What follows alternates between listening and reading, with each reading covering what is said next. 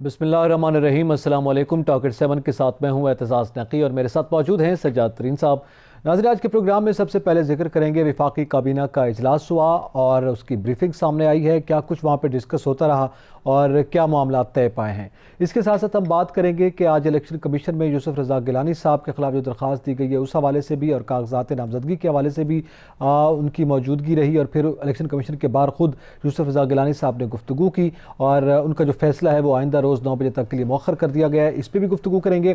اور اس کے ساتھ ساتھ بات کریں گے کہ علیم عادل شیخ کی گرفتاری اور جو 2 صوبوں میں 3 ضمنی الیکشنز ہوئے ہیں اس کے جو نتائج سامنے ہیں اس حوالے سے جو اثرات مرتب ہوں گے اس کا بھی ذکر کریں گے۔ سجاد ترین صاحب، سب سے پہلے تو وفاقی کابینہ کا آج اجلاس ہوا ہے اور آپ جانتے ہیں، بہت بہتر جانتے ہیں کہ آج زیادہ تر وقت کچھ فیصلے ہوئے ہیں، ظاہر ہے وہ چیزیں طے ہوتی ہیں، اس کی صرف اپروول ہوتی ہے، وہ ہوتی گئی، لیکن 1 سے 1.5 گھنٹے تک سینٹ انتخابات ڈسکس ہوئے ہیں اور سینٹ انتخابات میں سب سے زیادہ پورشن جو کہ لے گیا ہے ڈسکشن میں وہ ہے یوسف رضا گیلانی صاحب۔ وہ ذرا اٹھ کر چیخ کر اور بار بار یہ بات کرتے رہے کہ ایک نااہل شخص جو ہے وہ حفیظ شیخ صاحب کے مقابلے میں آ رہا ہے جس کو عدالت سزا دے چکی ہے، وہ پہلے نااہلی بھگت چکا ہے۔ تو اس قسم کی گفتگو آج کابینہ میں رہی ہے، اس پر آپ کا کیا خیال ہے؟ گزشتہ کابینہ کے اجلاس میں بھی یوسف رضا گیلانی صاحب، اس کابینہ اجلاس میں بھی ان کی ڈسکشن رہی۔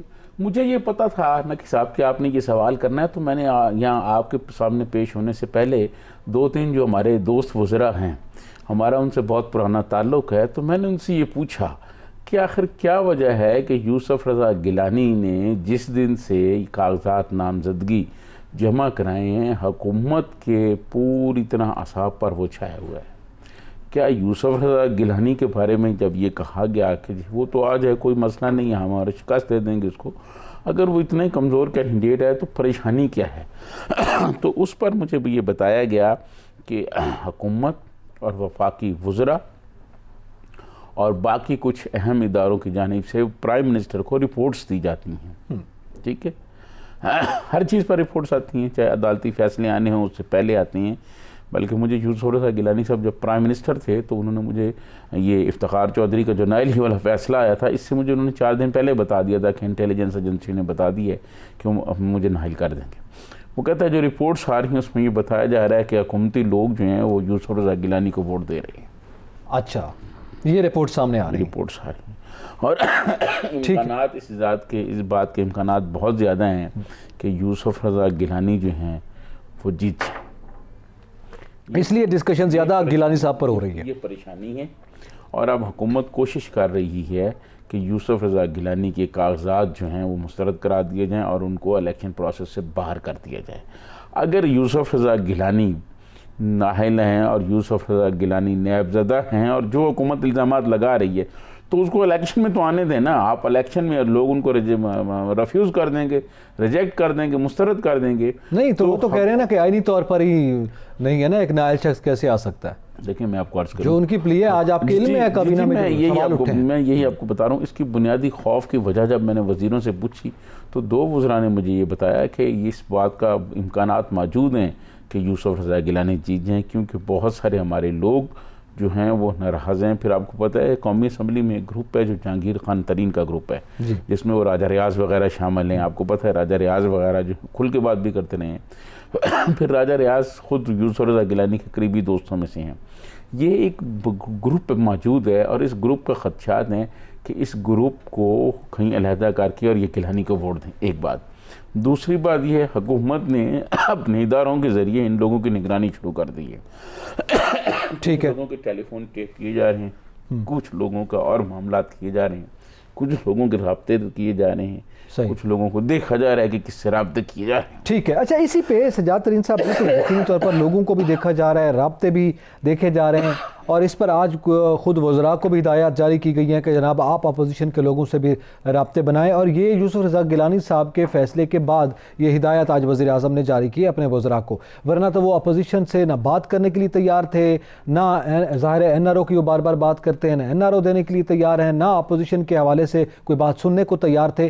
آج یہ اس ڈسکشن کے فوراً بعد وزیر اعظم نے یہ ہدایات جاری کی ہیں کہ تمام وزراء اپوزیشن کے لوگوں سے ووٹ مانگنے کے لیے متحرک ہوں، ان سے رابطے تیز کریں۔ اور ایک اور بات آپ سن لیں، یہی جو وزراء کے حوالے سے مراد سعید صاحب کو ذمہ داری دی گئی ہے کہ مراد سعید صاحب اپنا رول ادا کریں. آپ کے بیلوڈ منسٹر ہیں وہ. بالکل آپ یقین مانیں کہ مراد سعید ایک ایسا منسٹر ہے کہ جس کو اپوزیشن منہ لگانے کے لیے تیار نہیں ہے.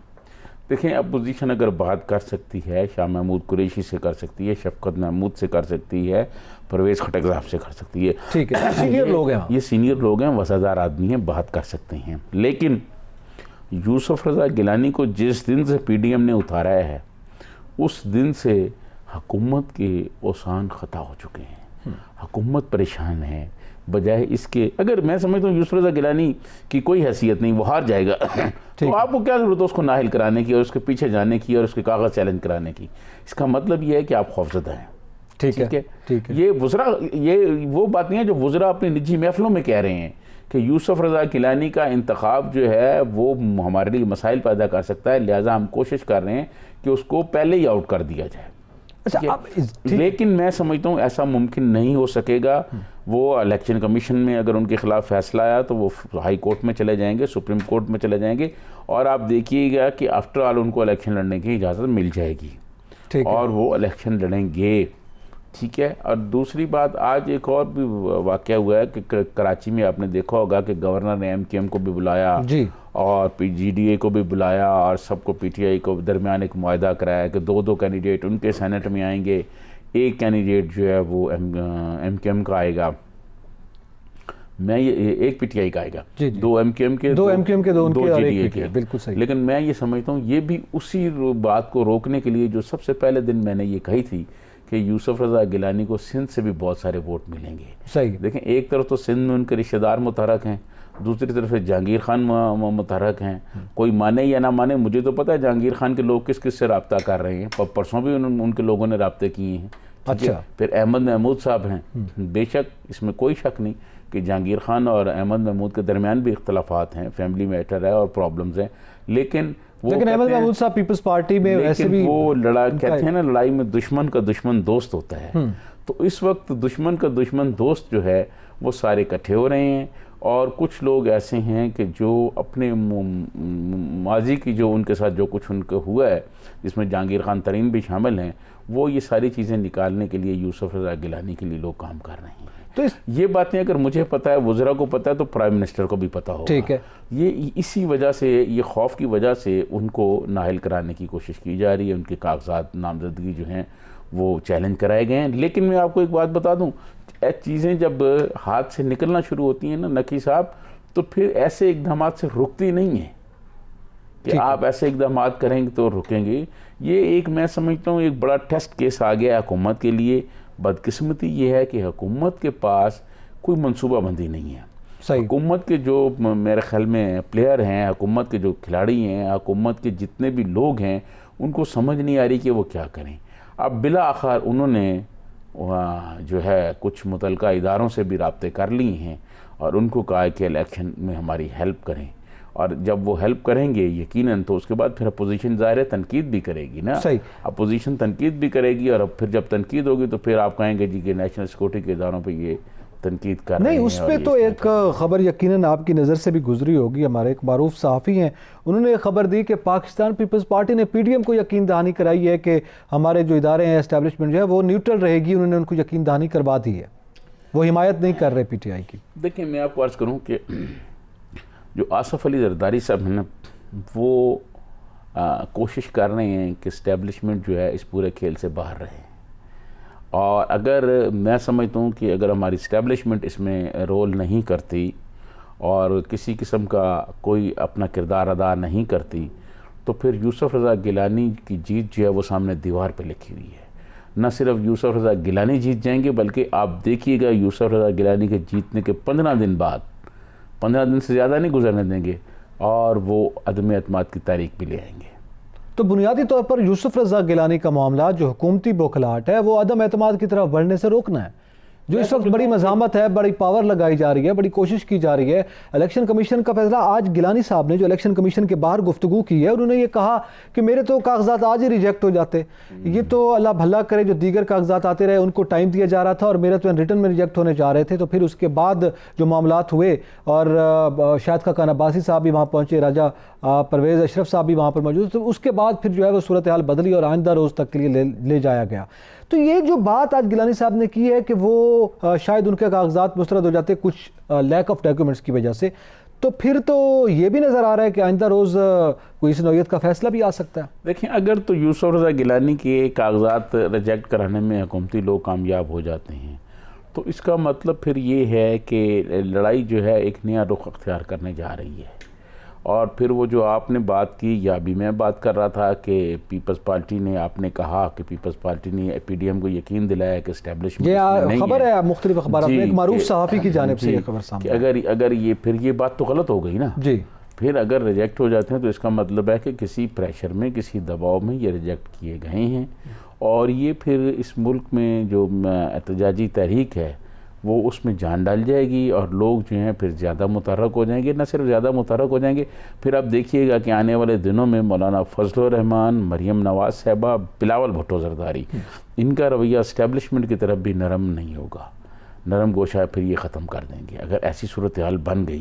کیونکہ بلاول بھٹو زرداری سے جب میری آخری ملاقات ہوئی تھی تو اس وقت وہ الیکشن ہار کے آ چکے تھے گلگت بلتستان سے، جی، تو انہوں نے کہا کہ میں نے ایک میٹنگز میں یہ کہا تھا جس میں آرمی چیف بھی موجود تھے اس میٹنگ میں، تو بلاول بھٹو نے مجھے کہا کہ میں نے اس میٹنگ میں یہ کہا تھا کہ یہ میوزیکل چیئر کا کھیل جو ہے یہ پاکستان سے ختم ہونا چاہیے، صحیح، جو جس کو ووٹ ملے اس کو منتخب ہونا چاہیے۔ اگر یہ میوزیکل چیئر کا کھیل ختم نہیں ہوا تو اس کو بہت زیادہ نقصانات ہو سکتے ہیں، اور میرے خیال میں اسی جانب وہ پیش قدمی بھی کر رہی ہے پاکستان پیپلز پارٹی۔ اسی حوالے سے مزید بھی گفتگو کریں گے۔ ناظرین، یہاں پہ وقت ہوا ہے ایک بریک کا، ہمارے ساتھ رہیے گا۔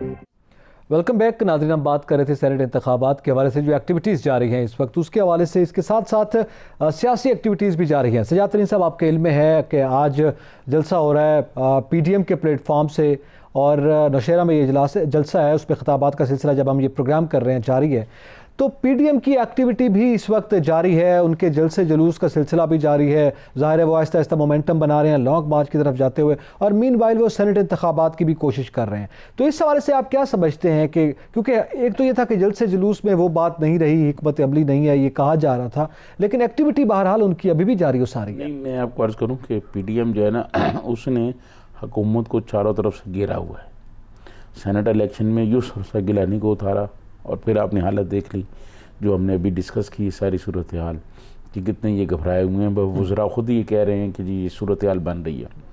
دوسرا، پی ڈی ایم ساتھ ساتھ جو ہے نا وہ لوگوں کو متحرک کر رہی ہے لانگ مارچ کے لیے، کیونکہ موسم اب بدل گیا ہے، موسم بہتر ہو گیا، اسلام آباد کا پہلے والی شدت نہیں رہی ہے سردی کی، تو وہ اسی لیے یہ چاہ رہے تھے کہ پھر لانگ مارچ کیا جائے تو ایسا لانگ مارچ کیا جائے جو پھر یاد رہے۔ اسی سلسلے کی یہ آج جو پی ڈی ایم کا جلسہ ہے اسی سلسلے کا ہے۔ اس سے پہلے حیدرآباد میں بھی ایک جلسہ ہو چکا ہے، وہ بڑا جلسہ تھا، تو میں سمجھتا ہوں کہ یہ لانگ مارچ کی طرف جا رہے ہیں، اور لانگ مارچ ہوگا، اسی کی جانب یہ بڑھ رہے ہیں، خطابات کا سلسلہ اس پہ بھی جاری ہے۔ اور اس کے ساتھ ساتھ جب تنقید کی بات آتی ہے، ظاہر ہے حکومتی سطح پر تنقید آتی ہے، اس کا جواب اپوزیشن بھی اپنی سطح پر دے رہی ہے، لیکن اس کے ساتھ ساتھ آج آپ کے علم میں ہے کہ اپوزیشن جیسے آپ نے کہا نا کہ چاروں طرف سے گھیر رہے ہیں، ایک جانب سے وہ جلسے جلوس کی سیاست بھی کر رہے ہیں، اور دوسری جانب یہ بھی، یہ خیبر پختونخوا میں جو جلسہ ہے اس وقت پی ڈی ایم کا، یہ سینٹ انتخابات سے پہلے کا یہ بڑا امپورٹنٹ جلسہ ہے۔ کے پی کے میں آپ کے علم میں ہے کہ خود حکومتی سطح پہ حکومتی پارٹی کے حوالے سے ایک دراڑ موجود ہے، جس میں وہ عاطف خان، شہرام خان اور وہ جو اراکین جو کہ ناراض ہو گئے تھے ان کو الگ کر دیا گیا تھا، اور پھر پرویز خٹک گروپ جو ہے وہ زیادہ پرومیننٹ تھا، ان کے شکوے شکایات تھے، وہ ہم اپنے شو میں اس زمانے میں ڈسکس کر چکے ہوئے ہیں۔ تو اب آپ کیا سمجھتے ہیں کہ ایک مرتبہ پھر ان کو منایا بھی گیا ہے خیبر پختونخوا میں، جیسے سینٹ انتخابات قریب آئے ہیں، عاطف خان صاحب کی جناب صلح ہو رہی ہے، شہرام صاحب اور باقی جو ناراض اراکین تھے، تو اس حوالے سے جو وہاں کی تفریق تھی یہ کوشش کی جا رہی ہے کہ اس پہ بھی پردہ ڈالا جائے۔ دیکھیں، میں آپ کو عرض کروں کہ عثمان بزدار کو بھی کہا گیا ہے کہ ناراض لوگوں کو وہ راضی کریں، لیکن یہ ناراضگیاں ختم نہیں ہوں گی، حکومتی قلعے میں سوراخ ہو گئے ہیں، اور اب مسائل جو ہیں وہ آگے بڑھتے چلے جائیں گے، اب مسائل کم نہیں ہوں گے اس حکومت کے لیے۔ دوسری بات میں آپ کو ایک اور بتانا چاہتا ہوں، آج میں وہاں بھی گیا تھا، بلوچستان سے خواتین آئی ہوئی ہیں، ڈی چوک پہ بیٹھی ہوئی ہیں، لاپتہ افراد کے حوالے سے بہت پریشان ہیں۔ میں سمجھتا ہوں کہ پرائم منسٹر عمران خان کو چاہیے کہ ان لوگوں کا پتہ کرایا جائے کہ ان کے جو رشتہ دار لاپتہ ہیں کیا وہ زندہ ہیں، اگر ان پر کوئی بھی الزامات ہے، چاہے وہ ان پر کوئی دہشت گردی ہے، کوئی ملک دشمنی ہے، تو کورٹ آف لا میں ان کو پیش کیا جائے۔ وہ وہاں بچے سردیوں میں بیٹھے ہوئے ہیں، چھوٹی چھوٹی بچیاں بیٹھی ہوئی ہیں، اور ایک بچی تو آج اس کا رونے کا انداز مجھ سے نہیں دیکھا گیا، اس نے کہا کہ 12 سال ہو گئے ہیں میرا چچا جو ہے وہ لاپتہ ہے۔ صحیح ہے۔ تو آج مریم نواز صاحبہ نے بھی ان کو اٹینڈ کیا ہے، وہاں پہ انہوں نے بھی بیانات جاری کیے ہیں اور کہا ہے کہ عمران خان صاحب ان کو دیکھیں، روتے ہوئے چہروں کو دیکھیں، اور کیا اب بھی ان کے حوالے سے بھی آپ یہی کہیں گے کہ میں لاشوں سے بلیک میل نہیں ہوتا؟ آپ کا ان کے حوالے سے بھی وہی رویہ ہوگا کیا؟ لیکن یار یہ مریم نواز کو خود بھی تو دیکھنا چاہیے نا، مریم نواز کے والد پہلے یہاں جاتے رہے ہیں، جب وہ پرائم منسٹر نہیں تھے اسی طرح یہ یہاں لوگ آتے تھے اور یہاں ان لوگوں کے احتجاج ہوتے تھے، اور ڈی چوک پہ نواز شریف صاحب خود جاتے رہے، ان سے وعدے کرتے رہے، لیکن جب پرائم منسٹر بنے تو اتنے بے بس پرائم منسٹر تھے کہ پھر ان کے جلسے میں نہیں گئے، ان کے احتجاج میں نہیں گئے، اس ایشو پہ بات نہیں کر سکے۔ چلو گئے تو ہیں، بطور وزیر اعظم جا کے ڈھارس تو بناتے رہے ہیں، بطور وزیر اعظم اپنی جگہ پہ اخلاقی طور پر تو گئے ہیں۔ وزیر اعظم بننے سے پہلے وہ گئے ہیں، جب وزیر اعظم بن گئے اس کے بعد نہیں گئے، وہ اس کے بعد وہ نہیں گئے، ٹھیک ہے، اس کے بعد وہ بھی نہیں گئے۔ مریم نواز صاحبہ آج جو باتیں کر رہی ہیں پہلے اپنے باپ سے تو پوچھیں۔ تو پھر آپ یہ کہنا چاہ رہے ہیں کہ عمران خان صاحب جسٹیفائیڈ ہے اگر وہ نہیں جاتے تو؟ نہیں، یہ نہیں بات، اگر ایک آدمی نے غلطی کی ہے تو اس کا مطلب یہ نہیں ہے کہ آپ بھی غلطی کریں، وہ تو اس کے ریاکشن میں آئے ہوئے ہیں، جو غلطیاں ہوئی ہیں۔ میں سمجھتا ہوں پرائم منسٹر عمران خان کو ان کے پاس جانا چاہیے یا ان کو اپنے پاس بلانا چاہیے، کچھ زیادہ لوگ نہیں ہیں، تھوڑے سے لوگ ہیں، ان کو بلائیں، پرائم منسٹر سیکریٹریٹ میں، پرائم منسٹر ہاؤس میں بلائیں، ان سے بات چیت کریں، ان کے مسائل سنیں اور اس کا کوئی حل نکالیں۔ کیا بات کر رہے ہیں سر، وہ کہاں جائیں گے؟ وہ کہاں جائیں گے؟ آپ نے خود بتایا میاں نواز شریف صاحب بے بس ہو گئے، زرداری صاحب کی حکومت رہی، یہ احتجاج چلتے رہے، آپ نے بھی کور کیے، ہم نے بھی دیکھا، تو یہ اس وقت بھی یہ صورتحال رہی، آج بھی جاری رہے گی۔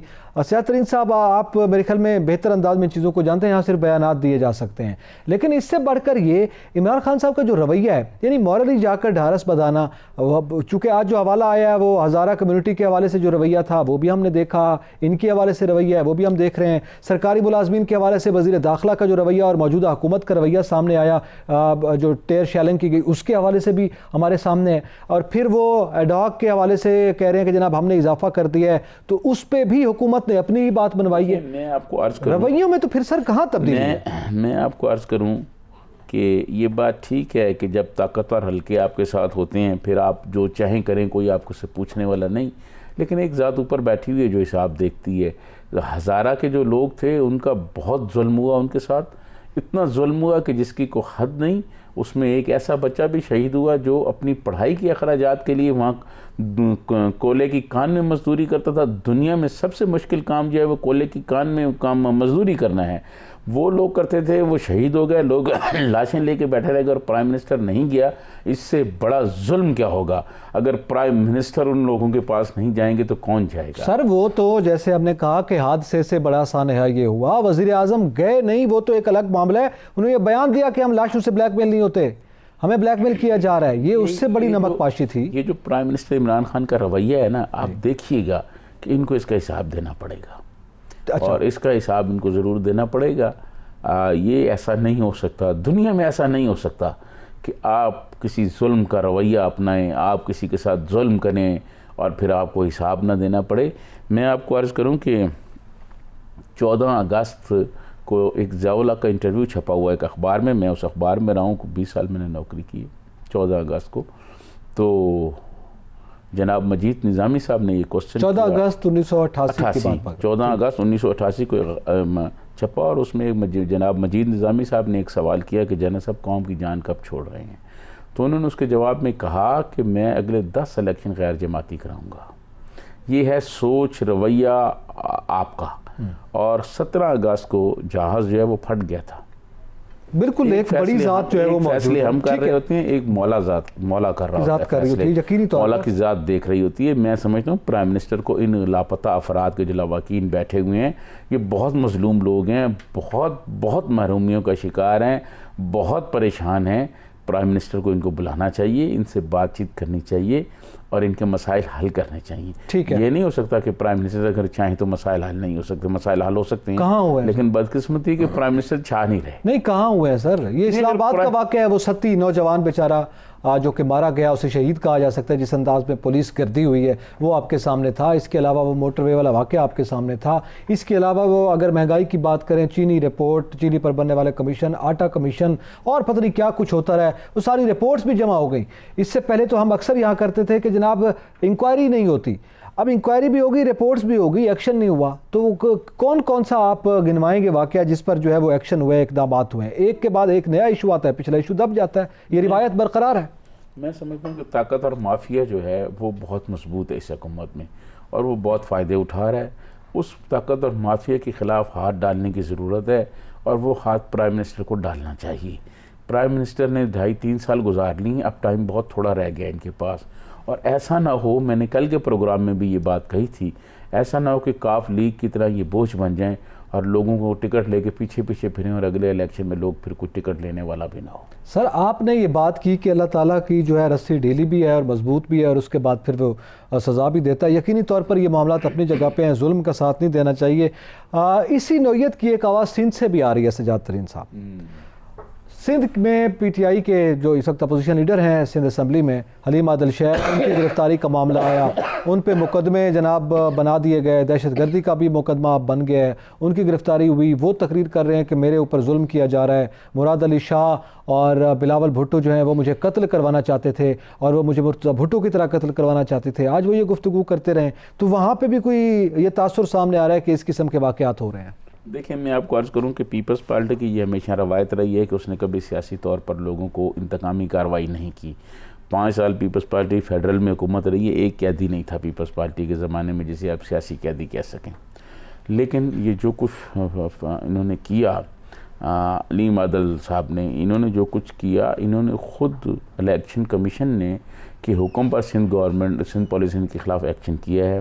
یہ اسلحہ لے کے، جبکہ اسلحے پر پابندی تھی، یہ اسلحہ لے کے وہاں گئے ہیں، ان کے ساتھیوں نے وہاں فائرنگ کی ہے، اور اس کے بعد حالات خراب ہو رہے تھے، جس کے بعد پیپلز پارٹی نے الیکشن کمیشن سے رابطہ کیا، اور الیکشن کمیشن نے سندھ گورنمنٹ کو کہا کہ ان کو وہاں سے نکالا جائے.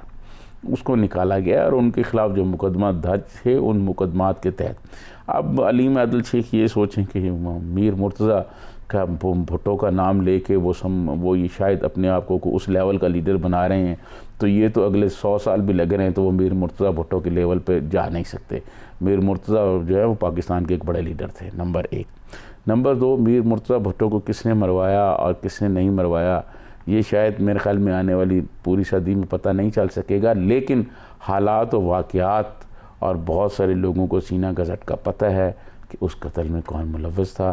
لیکن بہت ہی خوبصورتی کی طرح جیسے آصف علی زرداری پر اور بہت سارے مقدمات ڈالے گئے، یہ بھی ڈال دیا گیا، اس پر کمیشن بھی بنا، انکوائریاں بھی. اس وقت پیپلز پارٹی اقتدار میں نہیں تھی، پیپلز پارٹی کو تو نکال دیا تھا اقتدار سے جب میر مرتضیٰ بھٹو کا واقعہ ہوا.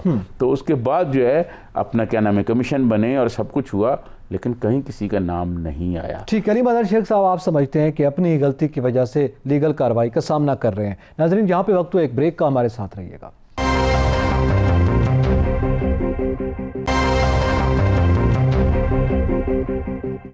ناظرین ٹاک ایٹ 7 سے اعتزاز نقی اور سجاد ترین کو اجازت دیجیے. اللہ حافظ.